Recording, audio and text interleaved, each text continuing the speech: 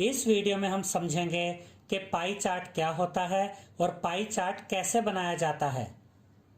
याद रखिएगा स्टूडेंट्स कि पाई चार्ट डाटा को रिप्रेजेंट करने का एक तरीका होता है। जैसे कि हमने एक्सरसाइज 5.1 में देखा था कि हम बार ग्राफ के द्वारा, डबल बार ग्राफ के द्वारा और हिस्टोग्राम के द्वारा डाटा को रिप्रेजेंट करते हैं, वैसे ही हम पाई चार्ट के द्वारा भी डाटा को रिप्रेजेंट करते हैं।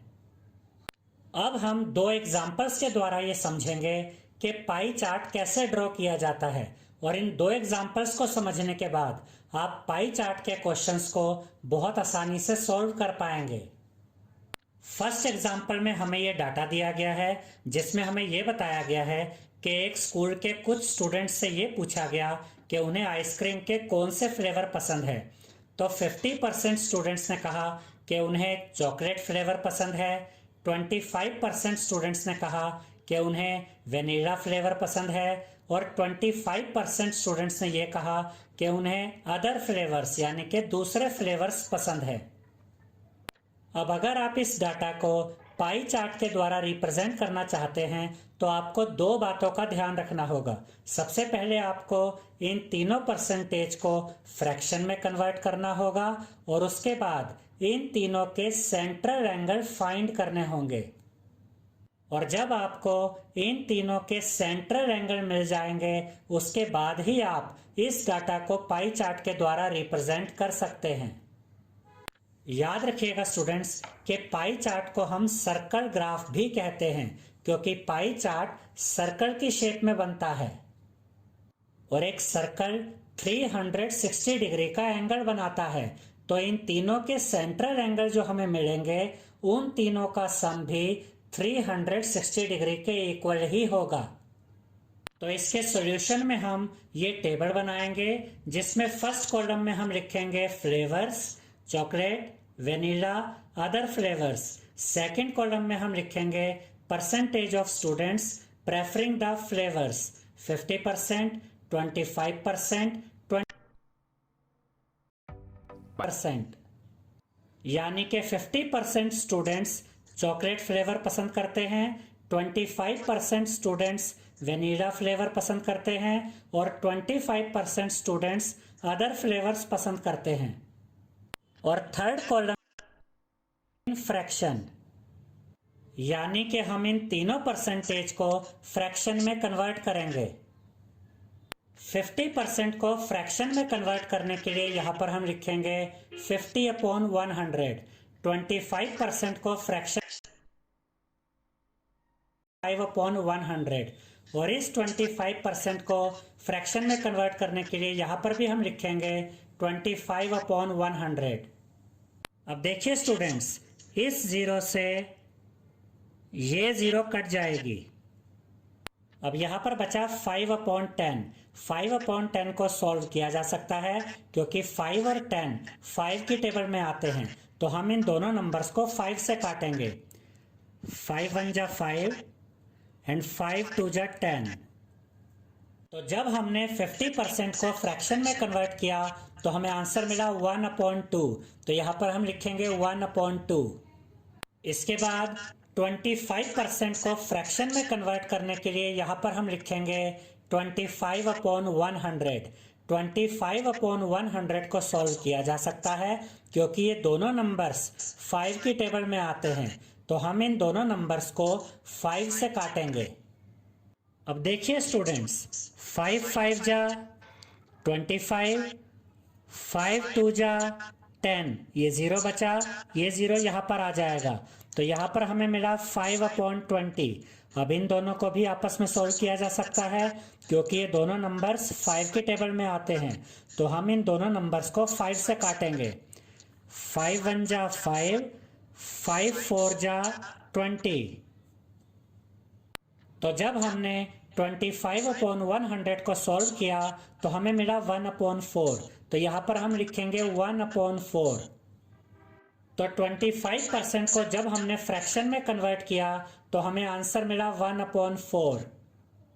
अब यहां पर भी 25% है और जब हम इस 25% को फ्रैक्शन में कन्वर्ट करेंगे तो यहां पर भी हमें आंसर मिलेगा 1/4।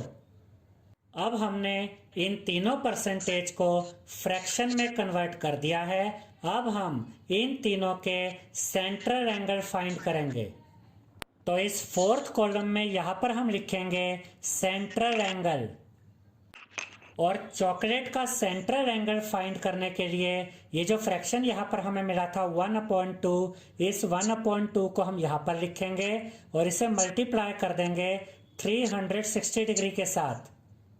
अब ध्यान से देखिए स्टूडेंट्स कि 360 डिग्री और 2 को आपस में सॉल्व किया जा सकता है, क्योंकि ये दोनों नंबर्स 2 की टेबल में आते हैं। तो हम इन दोनों नंबर्स को 2 से काटेंगे। अब देखिए 2 1 जा 2, और यहाँ पर देखिए 2 1 जा 2, यहाँ पर 3 में से 2 गया, 1 बचा, 1 and 6 16, 2 8 जा 16, यहाँ पर 0 बचा, 0 यहाँ पर आ जाएगा। तो यहाँ पर हमें आंसर मिला 180 डिग्री। तो यहाँ पर हम लिखेंगे 180 डिग्री। तो चॉकलेट का सेंट्रल एंगल हमें मिल गया है 180 डिग्री। अब हम वेनिला का सेंट्रल एंगल फाइंड करेंगे। तो वेनिला का यहाँ पर फ्रैक्शन हमें मिला था 1/4, तो ये 1/4 हम यहाँ पर लिखेंगे और इसे मल्टीप्लाई कर देंगे 360 डिग्री के साथ। अब यहाँ पर आप देख सकते हैं कि 360 डिग्री और 4 को आपस में सॉल्व किया जा सकता है, क्योंकि ये दोनों नंबर्स 2 की टेबल में भी आते हैं और 4 की टेबल में भी आते हैं। तो आप इन दोनों नंबर्स को 2 से भी काट सकते हैं और 4 से भी काट सकते हैं। हम इन दोनों नंबर्स को 4 से काटेंगे। अब देखिए 4 1 जा 4, और यहाँ पर देखिए 4 9 जा 36, ये 0 बचा, ये 0 यहाँ पर आएगा। तो यहाँ पर हमें आंसर मिला 90 डिग्री। तो यहाँ पर हम लिखेंगे 90 डिग्री। तो वेनिला का सेंट्रल एंगल हमें मिल गया है 90 डिग्री। अब यहाँ पर आप देख सकते हैं कि अदर फ्लेवर्स का फ्रैक्शन भी 1/4 है। तो अदर फ्लेवर्स तो इस तरह से हमने इन तीनों का सेंट्रल एंगल फाइंड कर लिया है। अब हम इस डाटा को पाई चार्ट के द्वारा रिप्रेजेंट कर सकते हैं। यहाँ पर आपको ये भी ध्यान रखना है स्टूडेंट्स कि इन तीनों सेंट्रल एंगल्स का सम 360 डिग्री के इक्वल होना चाहिए। पाई चार्ट बनाने के लिए आप कंपास को अपनी कन्वीनियंस के हिसाब से ओपन करेंगे और इस तरह से ये सर्कल बनाएंगे।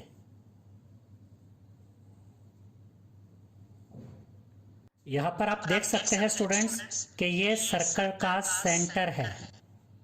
अब यहाँ पर हम रेडियस ड्रॉ करेंगे।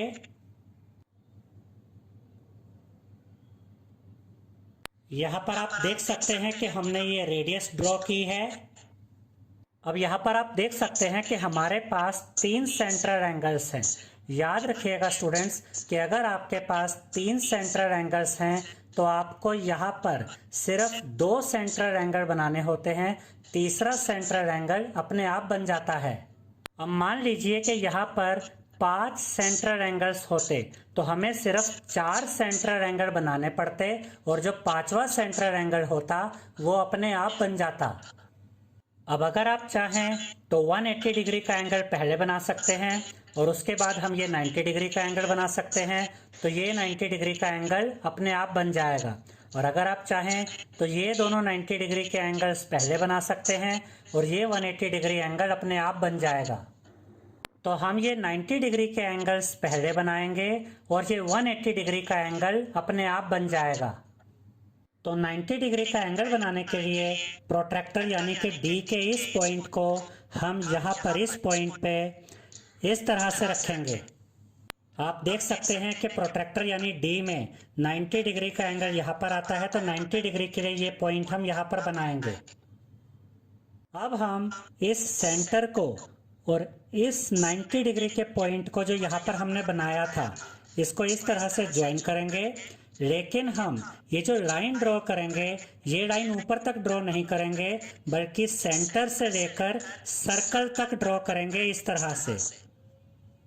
अब ये 90 डिग्री का एंगल है तो यहाँ पर हम 90 डिग्री का सिंबल बना देंगे और आप अगर चाहे तो यहाँ पर 90 डिग्री लिख भी सकते हैं। अब हम एक 90 डिग्री का एंगल तो बना चुके हैं। अब हम दूसरा 90 डिग्री का एंगल बनाएंगे और ये जो दूसरा 90 डिग्री का एंगल है ये यहाँ पर यानी कि इस रेडियस पर बनेगा।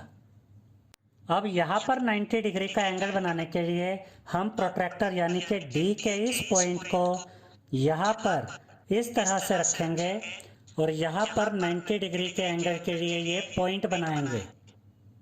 याद रखिएगा स्टूडेंट्स कि जितने भी सेंट्रल एंगल्स हम यहाँ पर बनाते हैं उसके लिए हम प्रोट्रैक्टर यानी D के इस पॉइंट को सेंटर पर रखते हैं। सेंटर यानी सर्कल का सेंटर। अब यहाँ पर आप देख सकते हैं कि ये 90 डिग्री के एंगल का पॉइंट है। अब हम सर्कल के सेंटर को 90 डिग्री के एंगल के इस पॉइंट के साथ ज्वाइन करेंगे, लेकिन हम इस लाइन को यहाँ आगे तक इस पॉइंट तक नहीं बढ़ाएंगे बल्कि सेंटर से लेकर सर्कल तक बढ़ाएंगे।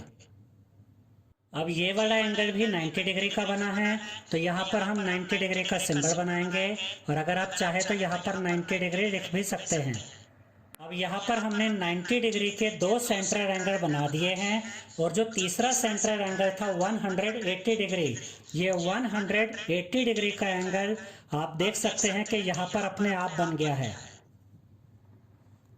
याद रखिएगा स्टूडेंट्स कि जो स्ट्रेट लाइन होती है ये 180 डिग्री का एंगल बनाती है।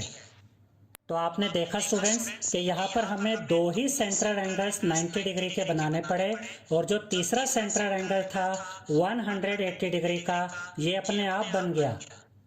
अब यहाँ पर आप देख सकते हैं स्टूडेंट्स कि ये सर्कल तीन प्रोपोर्शंस में यानी कि तीन पार्ट्स में डिवाइड हो गया है। 180 डिग्री का सेंट्रल एंगल किसके लिए था? चॉकलेट के लिए। तो यहाँ पर हम लिख सकते हैं चॉकलेट। अब ये दोनों ही सेंट्रल एंगल्स 90 डिग्री के हैं तो अगर आप चाहें तो यहाँ पर वनीला और यहाँ पर अदर फ्लेवर्स लिख सकते हैं, या अगर आप चाहें तो यहाँ पर अदर फ्लेवर्स और यहाँ पर वनीला लिख सकते हैं। तो यहाँ पर हमने वनीला लिखा है और यहाँ पर हमने अदर फ्लेवर्स लिखा है। अब इस पाई चार्ट को देखकर हम आसानी से बता सकते हैं कि ज़्यादातर स्टूडेंट्स चॉकलेट फ्लेवर को लाइक करते हैं, जबकि वेनिला और अदर फ्लेवर्स को लाइक करने वाले स्टूडेंट्स की संख्या सेम है।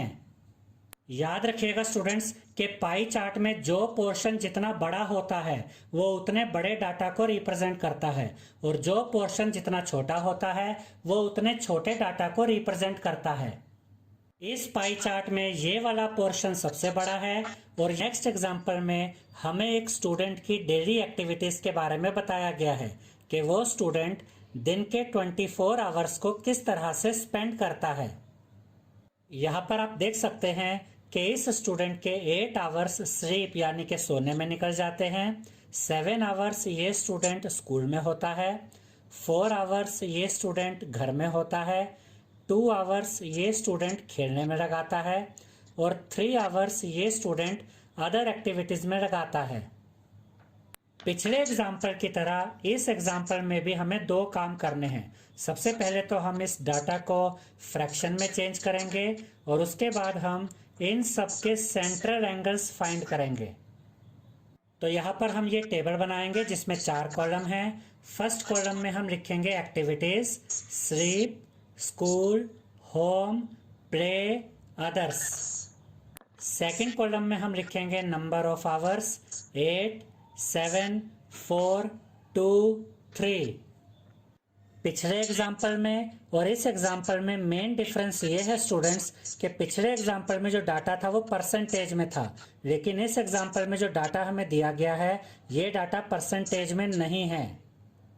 तो इस तरह के क्वेश्चन में आप इन सभी नंबर्स को ऐड कर देंगे और जब आप इन नंबर्स को ऐड करेंगे तो आपको मिलेगा 24।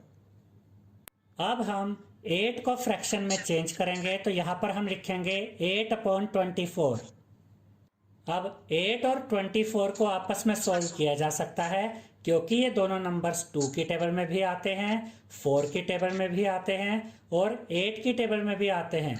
तो आप इन दोनों नंबर्स को 2 से भी काट सकते हैं, 4 से भी काट सकते हैं और 8 से भी काट सकते हैं। हम इन दोनों नंबर्स को 8 से काटेंगे। अब देखिए 8 1 जा 8 और यहाँ पर देखिए 8 3 जा 24, तो यहाँ पर हमें मिला 1/3, तो यहाँ पर हम लिखेंगे 1/3। तो जब हमने 8 को फ्रैक्शन में कन्वर्ट किया तो हमें आंसर मिला 1/3। याद रखिएगा स्टूडेंट्स कि इस डाटा का जो सम है यानी कि 24, यही आप यहाँ पर डिनोमिनेटर में लिखेंगे। अब हम 7 को फ्रैक्शन में कन्वर्ट करेंगे तो यहाँ पर हम लिखेंगे 7/24। 7/24 को आगे सॉल्व नहीं किया जा सकता है, तो इसे हम 7/24 ही लिखेंगे।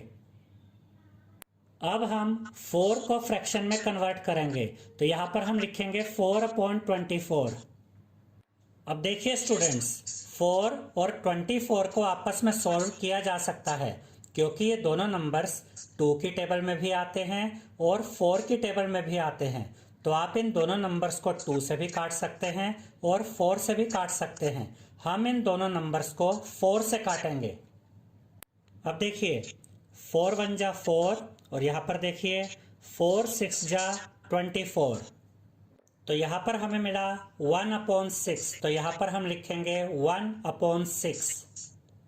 अब हम 2 को फ्रैक्शन में कन्वर्ट करेंगे तो यहाँ पर हम लिखेंगे 2/24। अब देखिए स्टूडेंट्स, 2 और 24 को आपस में सॉल्व किया जा सकता है क्योंकि ये दोनों नंबर्स 2 की टेबल में आते हैं, तो हम इन दोनों नंबर्स को 2 से काटेंगे।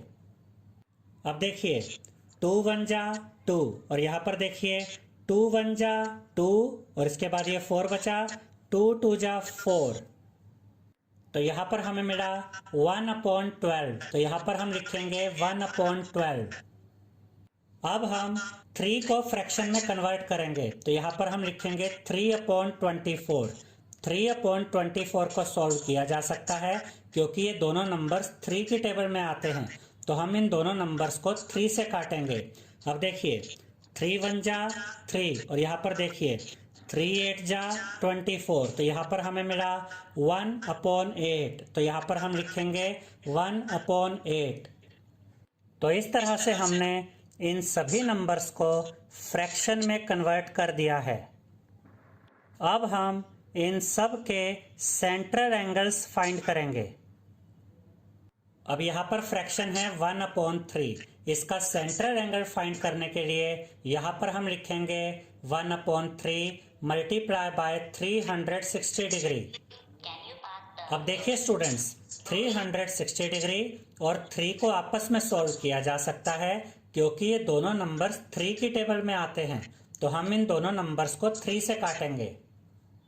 अब देखिए 3 1 जा 3 और यहाँ पर देखिए 3 1 जा 3, 3 2 जा 6, ये 0 बचा, ये 0 यहाँ पर आएगा, तो यहाँ पर हमें मिला 120 डिग्री, तो यहाँ पर हम लिखेंगे 120 डिग्री।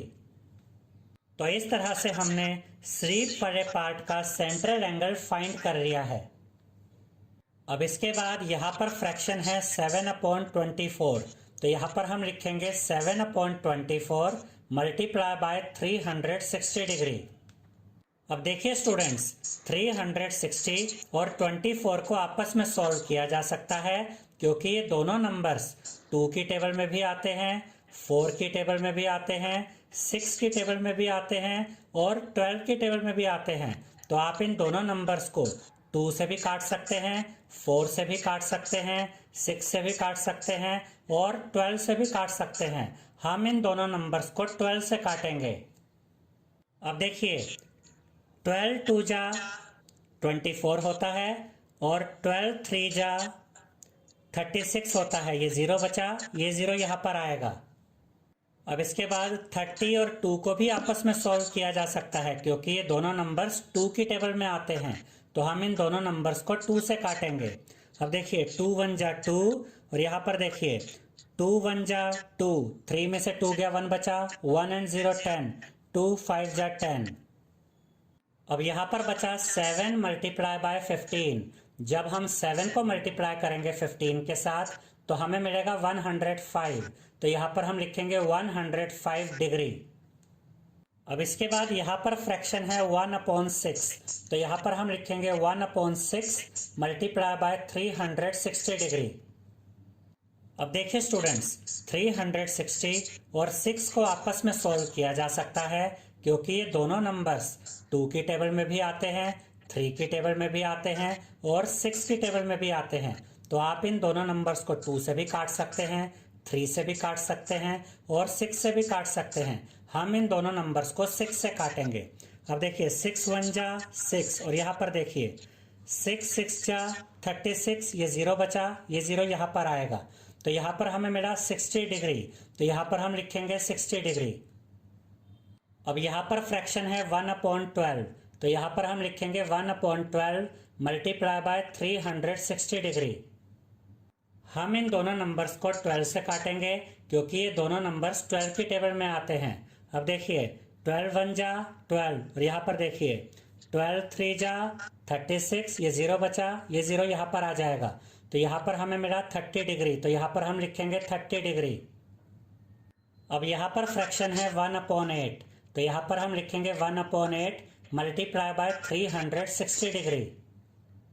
अब देखिए स्टूडेंट्स, 360 और 8 को आपस में सॉल्व किया जा सकता है क्योंकि ये दोनों नंबर्स 2 की टेबल में भी आते हैं, 4 की टेबल में भी आते हैं और 8 की टेबल में भी आते हैं।